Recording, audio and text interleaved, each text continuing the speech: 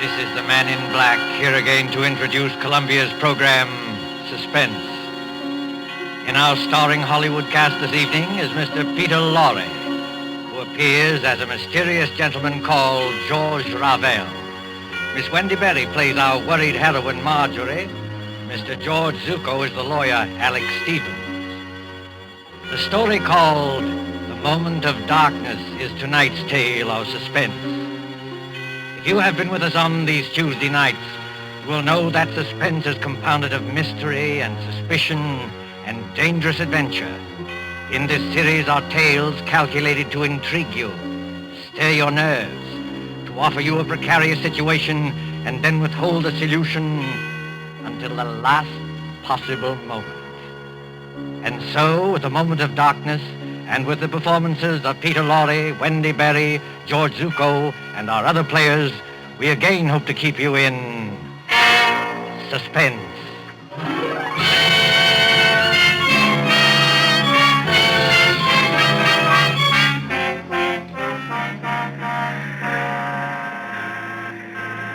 The Train Bleu crack express train from Paris to the French Riviera, which in these carefree days before the war used to make the journey from Paris to Nice overnight. At the Gare du Sud, on this particular mild spring evening, the train with its glistening wagon-lits or sleeping cars waits in a station filled with smoke and the iron coughing of engines. You can hear the excited crowd and the slamming of compartment doors.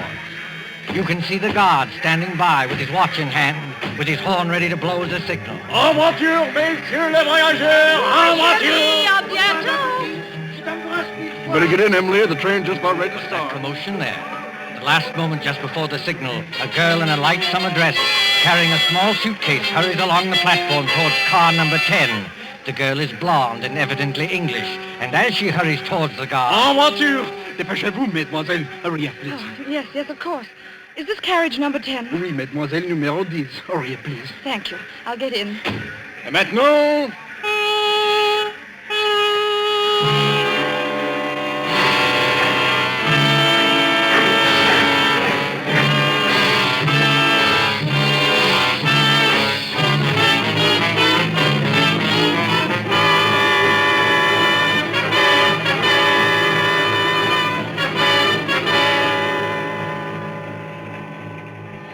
Corridor must be at least a mile long. Car 10. Compartment number 6. Compartment number 6. Compartment... Oh, here it is. Yes, come in. Mr. Stevens, Oh, I beg your pardon. That's quite all right. Won't you come in? I thought this was Mr. Stevens' compartment. It is his compartment. I'm sharing it with him. He is on the train, isn't he? Oh, yes. He's going to look for some luggage that failed to turn up. In the meantime, won't you come in and sit down? Thank you. As an old friend of Toby Stevens... Why do you smile? Nothing. It's just odd to hear a dignified man like Mr. Stevens called Toby. That's all. Well, it suits him. As an old friend of his anyway, may I introduce myself? I'm Ken Blake, on vacation from the American consulate in London.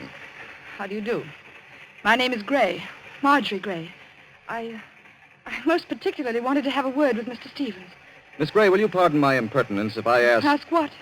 Whether it's about your Aunt Hester at Monte Carlo and the man who seems so determined to scare her to death. You know about that? Yes, a little. After all, that's why Toby's left his law practice and come all the way from London. He said... Mr. Stevens. Marjorie. Great Scott, what are you doing here? I came up from Monte Carlo, especially to see you. I thought I'd find you in Paris, but when I got to your hotel, they told me you'd gone. Cook said they'd reserved a compartment on this train for you. So, well, here I am. But why? Before you see Aunt Hester, Mr. Stevens, I want to know what you meant by that letter you wrote me. I meant exactly what I said, Marjorie. I'm going to expose this faker, George Ravel. Excuse me, if you two want to talk, I'll just clear out of here. No, Ken, stay where you are. Really, Mr. Stevens? You've made an impression on her, Ken. When the girl suddenly becomes thoroughly British after spending half her life on the Riviera, well, you've made an impression. Don't talk like that, Toby.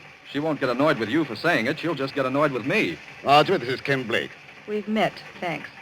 I asked him to come along with me, and for a very good reason. Indeed? Ken was for years at the American consulate in Paris. He knows all the heads of the Sûreté Générale, that's the Scotland Yard of France. And in particular, he knows the great detective Flamand, who's the chef de Sûreté. I thought Kent might be very useful when we nab Ravel. But I tell you, Ravel is dangerous. Dangerous, my eye. Something's going to happen. I know something dreadful's going to happen. Now, let's face the situation, Marjorie. Your Aunt Hester is middle-aged, wealthy, and, Oh, if only Uncle Paul hadn't died. He was the decentest person I ever knew. But he did die, my dear, and Hester can't be consoled. She can't eat, she can't sleep, she can't think of anything except getting in touch with his spirit. Along comes this faker Ravel to give seances. I wonder if he is a faker. You're not falling for this Tommy rot, surely? Really, Mr. Blake, if I'd asked for your advice in this matter... I beg your pardon, Miss Gray. When we get to Nice, I'll take the first train back to Paris. No, wait, please. I didn't mean to be rude. It's nice of you to help us, but it's the whole atmosphere of Monte Carlo. Well, that's quite all right, my dear. We understand. Of course. There's Aunt Hester in that villa over the Mediterranean. There's Ravel, all thin and quiet and swarthy, with those somber-looking eyes of his. He seems to dominate her, just as Mr. Stevens used to. Dominate her, my dear? That's rather a strong word for an easygoing old buffer like me. The things Ravel does at those seances are terrifying. I don't know whether he's an imposter or not, but I am sure nobody else can do what he does. Now there, Marjorie, is where you're wrong. I can. You can? Yes. I promise to duplicate in front of your aunt every single trick Ravel ever performed. Oh, but that's impossible. Is it? Wait and see. I'll put it up to Mr. Blake. It isn't merely that Ravel is tied up, tied hand and foot in a chair, while these horrible things are going on. I know there are people who can get out of ropes and back into them again. But Ravel lets you take one precaution that shows there can't be any trickery. Oh? And what is that precaution? Just before the lights go out, he takes a piece of white paper. Well? He puts one under each foot. You take a pencil and draw an outline around the shoe on the paper. If he moved the millionth fraction of an inch, it would show in the outline later. But it never does. Well, look here, Toby, that's a bad one. Why does it strike you as being so funny? Because I can do it, too. Just give me a moment of darkness, that's all. You mean he gets out of his shoes or something like that? No, he could hardly get out of his shoes and back into them without disturbing the outline. Then he doesn't leave his chair after all. On the contrary, he can be all over the room. Well, how in Satan's name does he do it? My dear fellow, there's nothing simple.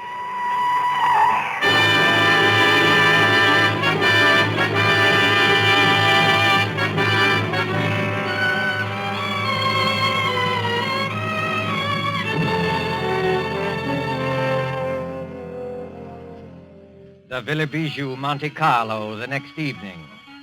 On the lighted terrace, that white villa, overlooking the olive groves and the sea, three people are seated at their ease, enjoying the night air.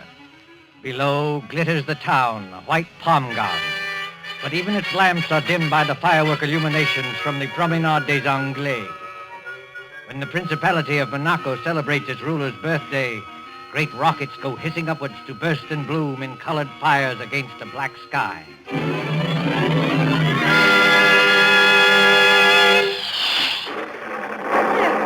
I don't like those fireworks. The noise upsets me. I wish they'd stop. Never mind the fireworks, Hester. You've heard my proposition. Give me an answer. Oh, what's more, you spill broth on your jacket at dinner. You're the clumsiest eater I ever saw. Here. Let me take a handkerchief to it. Please, Aunt Hester, won't you answer Mr. Stevens? Why don't you two let me alone, both of you? We're only trying to help you. Don't you believe that? Oh, yes, I believe it, but I'm happy. I talked with my husband twice last week. Now, look here, Hester. This has got to stop. Why? Ravel's a fraud, and I can prove it. If Monsieur Ravel is a fraud, what has he gained by this? Has he not asked for money? I don't know, has he? No, not a penny. You haven't changed your will by any chance. People do queer things sometimes that even their solicitors don't know about. Oh, no, dear, I haven't changed my will. When I die, Marjorie inherits everything. I am a lonely woman. I'm getting old. I haven't got much to look forward to. Now, why don't you go your way and let me go mine? Suppose Ravel is a fraud. Just suppose it. Well, all right, have your way. You wouldn't like to think you'd been deliberately tricked and imposed on now, would you? Oh, no. Now, listen, Hester. If I prove to you these so-called miracles were really tricks that I can do myself. Oh, don't be ridiculous, Alex Stevens. I offer to prove that here and now. Would that shake your faith a little? Yes, I suppose it would. But how did you become so clever all of a sudden? How did you become so gullible all of a sudden? You used to scoff at this sort of thing. You used to be gay and lively and go to the casino. Well, that was before Paul died. You're shivering, Marjorie. If you feel cold, put on a wrap. I'm not cold. It's only... Only what? Got a kind of presentiment that there's something dreadful hanging over us. I can't tell what direction it's taking or who's in danger. But I'm sure it's going to burst. Just as sure as By George, look at that rocket. Yes. Red and gold stars. And a deathly white blaze like the life we're living. You can see every leaf in the garden. Every blade of grass. And we can also see, look there, Rebel and Ken Blake coming up the path. This Ken Blake, Mr. Stevens. Are you sure he's quite honest? My dear Marjorie, Ken's all right. I've known him for years. I thought he came here to help expose Ravel. But he and Ravel are as thick as thieves. What sort of game is going on here? Game, mademoiselle? You spoke of a game? Yes, Monsieur Ravel, I did. So did I, friend Ravel. Are you ready for my demonstration tonight? Demonstration? In the seance room upstairs. You claim you can bring back the dead. Pardon me, monsieur, I claim nothing. When I'm in trance, I cannot tell what happens. But I can. I'm going to make ghosts walk by perfectly natural means. You know, Monsieur Stevens, I don't understand your logic. Logic? Yes, you wish to, how do you put it? Expose me? But how will you expose me by these childish tricks? If I show you a counterfeit 10-pound note, does that prove there's no Bank of England? I'm not going to argue subtleties with you. You can always beat me there. I'm a plain, ordinary man with a little common sense to back me up. No, come on, my friend. Not an ordinary man, surely. Just exactly what are you hinting at? Yes, I'd like to know that, too. Oh, Madame Hester, believe me, I didn't mean to upset you. I wouldn't upset you for anything. No, I'll bet you wouldn't. Well, I kiss your hand, Madame. I'm all apologies. Well, let this gentleman do what he likes. But I warn him, it is dangerous. Dangerous? How is it dangerous? That's the first time you've spoken, Mr. Blake. Why have you been so quiet? Please, Marjorie, please now, be a good girl and stop interrupting. Oh, I'm sorry, Aunt Hester, but he's been muttering to himself and moving from one foot to the other and looking guilty. Confound it, I'm not looking guilty. Aren't you? No, it's a hot night. I don't like this business at all. Why will a seance be dangerous? Why? Because we shall be tampering with evil forces. Evil forces, my foot. Oh, you doubt it? Yes. This brave Monsieur Stevens is challenging the unseen world. He's mocking at forces he does not understand. Believe me, monsieur, they are not mocked without danger. I'll risk that, thanks. Well, up in a seance room, with a door bolted on the inside, we shall be at their mercy. The evil forces, the elementals, will wax and grow strong. They can take us in their grip, as I take this walking stick and... You've got strong hands, Monsieur Ravel. The hands of evil spirits are stronger, much stronger. I'm afraid. I wonder if we ought to do this. I've been wondering the same thing. What does your aunt say? Oh, I don't know what to say. I'm so confused. And I want to break down and cry. I suppose we'd better do it, or Alex Stevens will never let me hear the end of it. For the last time, monsieur, will you be warned of danger? No. Very well. Oh, Madame Hester. Yes, Monsieur Ravel. Do you believe that I'm an impostor? No, dear, of course not. But in your heart, you are not yet convinced. Well, I don't know. I'm not such a fool as some people seem to think. But if something did happen, something to show there are living forces beyond this world, it would convince you utterly? Oh, yes, I suppose it would. Then, shall we allow Monsieur Stevens to go on with his demonstration? I have a feeling we shouldn't do this. Oh, I'm afraid.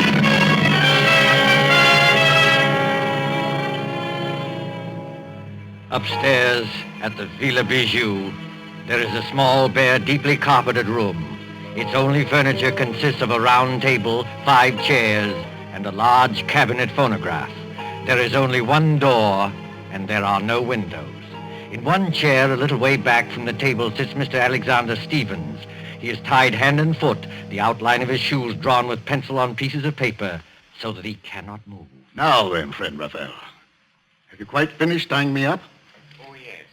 Yes, and I bet you won't get out of these knots, sir. Well, we'll see about that. Are the rest of you ready? Yes, all right. Oh, dear, I wish I'd put some smelling salts in my handbag. Well, what do you want us to do now? We'll have conditions exactly as they are for Mr. Ravel. I'll sit in this chair back from the table. You four sit round the table, clasping hands to form a circle. All right, let's get on with it. Ken, will you start the gramophone? I believe it's customary, Mr. Ravel, to have hymns played at the beginning of a seance to establish the proper frame of mind. Yes, monsieur, that's true. You fool. What did you say? Oh, nothing, monsieur. Please continue. Start the gramophone, Ken. When you've done that, turn out the lights on that switch by the door.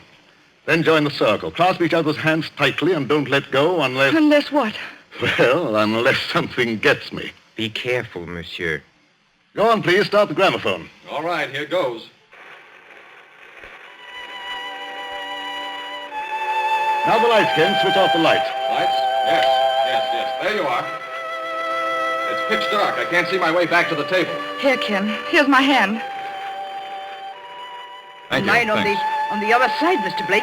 Thank you. I've got my bearings now. Are all of you clasping the hands of the next person? Then quiet and wait for what's going to happen.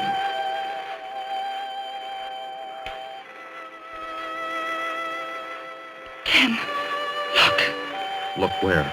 Over there, where Mr. Stevens is sitting. What about it? There's a luminous spot in the dark, about the size of a shilling. Shh. Quiet, please.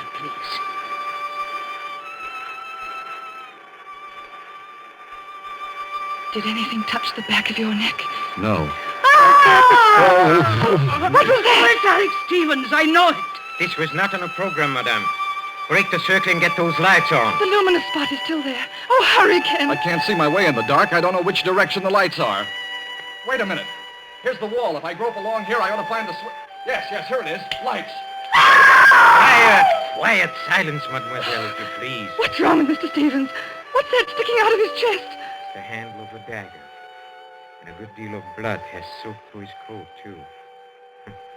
Oh, Monsieur Blake, will you turn off this gramophone? Yes, certainly. But you're not saying that Toby Stevens is dead? I'm afraid he is, my friend. That's a direct heart wound. Perhaps 10 seconds of intense agony, and then the end.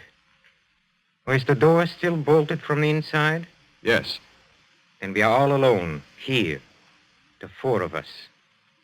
This rash gentleman, one imagines, did not kill himself. He's too well tied up. I know who killed him. Mr. George Ravel. You did, with luminous paint. I killed him, mademoiselle? With luminous paint? I mean, that was part of the trick. You tied him up. You were the only one who touched him. And? What of that, mademoiselle? Luminous paint doesn't show up in the light. You smeared a little of it on his coat. That showed you exactly where to strike in the dark. I commend your good sense, madame. But there are two excellent reasons why I had nothing to do with this. The first reason I must keep to myself, but the second reason can easily be proved. Well, what is it? Well, up to the time that man screamed, you yourself were holding my right hand, and Madame Hester was holding my left hand. Did either of you let go at any time? No. No, that is, I didn't. What about you, Aunt Hester? No, Marjorie, dear. I didn't let go either. He never moved. Hold on. Wait a minute. Well, monsieur, speak up. I was holding Marjorie's hand on one side and her aunt's on the other. And they didn't move either. Nobody let go or left the circle. That's true. Consequently, none of us could have killed Toby Stevens. Yes, it is true. Somebody must have sneaked in here. Oh, no. As you said yourself, the door is bolted on the inside. Then who the devil did kill him? Well, that's the question. Has anybody ever seen a dagger before? No. It looks like one of those curio things you buy in the shops. Yes, and with a design of wooden scroll work on the handle. No fingerprints will show. Nothing else, except some musical instruments. A tambourine, an accordion, and a speaking trumpet. You know, I blame myself for this. You ought to. Why? Because you killed him. Don't ask me how, but I know why. Indeed, mademoiselle.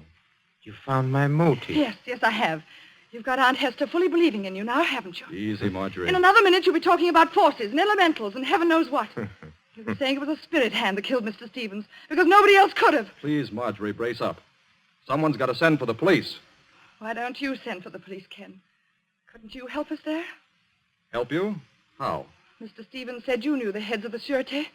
He said you knew this man Flamand, who's supposed to be the greatest detective in France. Oh, but this isn't French territory.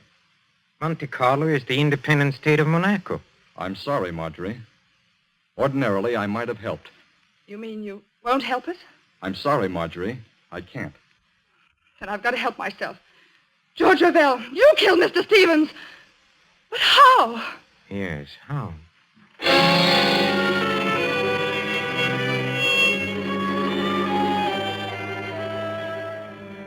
24 hours later, 24 hours of blind puzzling. In the railway station at Nice, 9 miles from Monte Carlo, the night express for Paris is already underway. The guard has blown his signal, and the great wheels grind. A young man, hatless and worried, pushes through the crowd past the already moving train. Non, monsieur. C'est défendu. Vous êtes trop tard. Too late, nothing. I'm getting aboard this train. Prenez garde, monsieur. Prenez garde. I'm sorry to have caused you any trouble, guard. But do you happen to know whether... Marjorie, Ken Blake, what are you doing on this train? exactly the question I wanted to ask you. Walk along the corridor with me, will you? All right. Marjorie, you little idiot. What's the idea of running away? If it's any of your business, Mr. Blake, I'm not running away. I'm merely going to Paris. You were told to stay in Monte Carlo. Don't you know you can land in jail for this? They'll put you in jail, too, won't they? Yes, I suppose so. But what's the idea of going to Paris? First of all, I had to get Aunt Hester away from that man Ravel. She really thinks he can call up ghosts now. Is your aunt on this train? Yes, in that compartment there. Second, I'm going to Paris for some real help. I'm going to the Sûreté. I'm going to see this man, Flamand. You won't find Flamand in Paris, Marjorie. And you'll certainly never get him to arrest Georges Ravel. Oh? And why not? Because, my dear idiot, Georges Ravel is Flamand. What are you saying? The man who calls himself Ravel is really Flamand, the head of the whole French Detective Bureau. He made me promise not to tell anybody. Oh, then that's why you've been looking so guilty for 2 days. Yes, I tried to tip you off today, but the police were with us all the time. So he is a fake spiritual medium. Mr. Stevens was right about that. And I still say I'm right about the other thing. Whoever he is, Ravel killed Mr. Stevens. But how and why? Oh, I don't know. This alleged detective. Did he tell you why he was masquerading as a medium in Monte Carlo? No. All I know is that we're in one sweet mess. We've left town without permission. They'll probably stop the train and send us back in a patrol wagon. Oh, no, my friend. That won't be at all necessary. Ravel! Yes, mademoiselle. Ravel or Flamand. Well, since you know me as Ravel, call me that. You knew that I was on this train? Oh, naturally. Look here, old man. I kept quiet about you because you swore it was a matter of life and death. But will you answer a couple of questions now? Oh, with pleasure. Why did you pose as a medium? Because the Monacan government employed me to trap a murderer. So I had to work, how do you say, undercover. All right. Why was Toby Stevens killed? Stevens was killed because he was a blackmailer. A blackmailer? Yes, mademoiselle. Does that surprise you? Yes. Oh, yes, of course. Very much. I tried to warn Stevens, but the fool wouldn't listen. And then, well, I wasn't quick enough. Stevens was murdered, of course, by one of us 4 in the seance room. Well, that's impossible. Impossible? Oh, no. The trick was baffling because of its simplicity. I'm sure you killed him. One moment, mademoiselle. Let me show you what I mean by trick, baffling because it is so simple. Take, for example, the pencil outline drawn on a paper around the medium's shoes. Did Stevens tell you how I did that? No. On this train 2 nights ago, he started to tell us, but... Then he just stopped in the middle of it and laughed. You see, the medium leaves his chair. Well, he makes tambourines rattle and ghost forms appear. Yet the pencil outline is not disturbed. Now, how does he manage it? Well, how does he manage it? Well, quite easily. He returns to his chair, He turns over the 2 pieces of paper. He takes another pencil and draws an outline of his shoes on the reverse side of the paper. You look at it. And imagine it's the same outline we drew. Precisely. So easily are people misled. And it was the same way with a murder. But there couldn't have been any trick about the murder. None of us left the circle. We were all clasping hands when we heard that scream. Don't you agree? Huh? Oh, yes, I agree. I can't stand this any longer. When we heard Mr. Stevens utter that horrible scream... What makes you think it was Stevens who uttered that scream? I beg your pardon. What makes you think it was Stevens who screamed? Well, wasn't it? Oh, you assumed it, yes. We all assumed it. But up to that time, Stevens wasn't even hurt. Wasn't hurt? You see, the source of sound cannot be located in the dark. It was the murderer who uttered that appalling cry. In a few seconds of darkness, before the lights went on, the killer simply leaned across and drove that dagger into Stevens' chest. And you proved that? Yes. If Stevens had been hit at the time of the scream, blood would have blotted out the spot of luminous paint. Yet, Marjorie Gray saw the paint shining after the scream. That's true, Marjorie. I heard you say so. You put the luminous paint there, Ravel. You were the only person who touched him. Oh, no. There was one other person who touched him. Who was it? Another person, in full sight of you, said Stevens had spilled broth on his coat and swabbed at his chest with a handkerchief. You mean... I mean, of course, the real murderer. Your Aunt Hester. Yes, Marjorie. Your Aunt Hester. Aunt Hester! Keep back, all of you. Oh, so you managed to find the revolver? Marjorie, I poisoned your Uncle Paul. I poisoned my husband, and Alex Stevens knew it. You can't get away, madame. Keep away from that door. I never believed in spiritualism. I let myself be influenced by a medium because Alex Stevens would try to stop it. He was getting money out of me. He wanted no other influence. Don't open that door, madame. But I am opening it. Oh, Aunt Hester, don't! I told you I wasn't as fool as I looked. I had the knife in my hand. Stop her, Ken! Stop her! Ah! Well, mademoiselle, she has committed many crimes, but now she has paid for them all.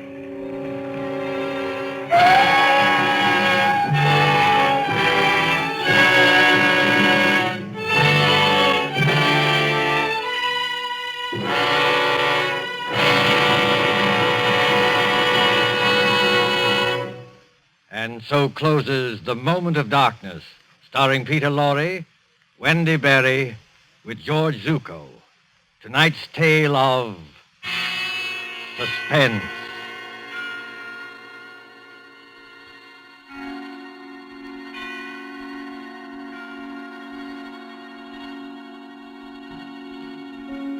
This is your narrator, the man in black, who conveys to you Columbia's invitation to spend this half hour in suspense with us again next Tuesday, when Agnes Moorehead and Ray Collins will star in a study in terror titled The Diary of Sophronia Winter.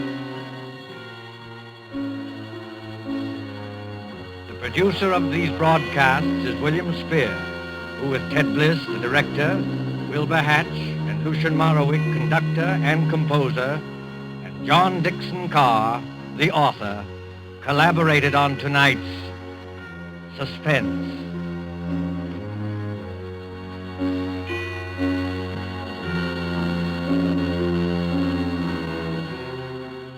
This is the Columbia Broadcasting System.